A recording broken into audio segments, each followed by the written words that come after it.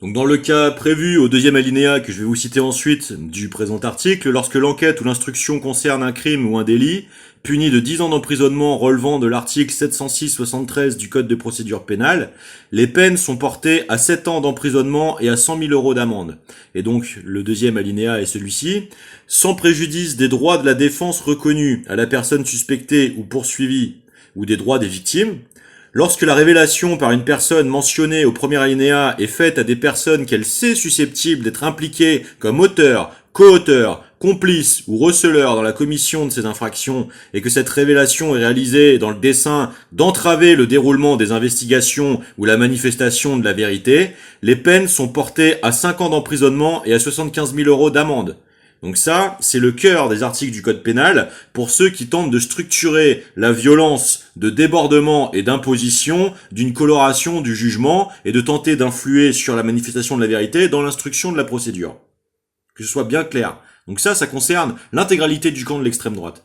Ensuite, il y a le trafic d'influence du commentariat. Vous savez, essayer de faire le sac, auquel il suffira d'ajouter la culpabilité du tribunal médiatique de la préméditation et l'intentionnalité de commettre un meurtre, qui elle est la pierre qui va permettre d'envoyer le reste aller se faire noyer, c'est-à-dire en l'occurrence la bonne tenue d'un scrutin électoral.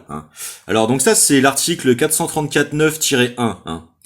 Est puni de 5 ans d'emprisonnement et d'une amende de 500 000 euros dont le montant peut être porté au double du produit tiré de l'infraction, le fait, par quiconque, de solliciter ou d'agréer à tout moment, directement ou indirectement, des offres, des promesses, des dons, des présents ou des avantages quelconques, pour lui-même ou pour autrui, pour abuser ou avoir abusé de son influence réelle ou supposée, en vue de faire obtenir d'une des personnes visées à l'article 434-9 toute décision ou tout avis favorable. Donc on rappelle que Monsieur Rougeron se permet sur sa chaîne YouTube de dire que selon lui, il savait lui que l'extrême gauche voulait depuis longtemps tuer un enfant. Ce sont des allégations qu'il a lui-même proférées publiquement. Non seulement c'est discriminatoire, mais en plus c'était préméditamment, visiblement, du contexte de ce qui en survenait. Puisque les faits venaient d'être commis, il était dans le pré-commentariat avant l'emballement médiatique.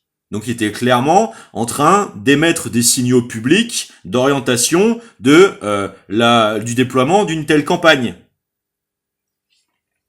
Est puni des mêmes peines le fait par quiconque, à tout moment, de céder aux sollicitations prévues au premier alinéa ou de proposer sans droit, directement ou indirectement, des offres, des promesses, des dons, des présents ou des avantages quelconques à une personne, pour elle-même ou pour autrui, pour qu'elle abuse ou parce qu'elle a abusé de son influence réelle ou supposée, en vue de faire obtenir d'une des personnes visées à l'article 434-9 une décision ou un avis favorable.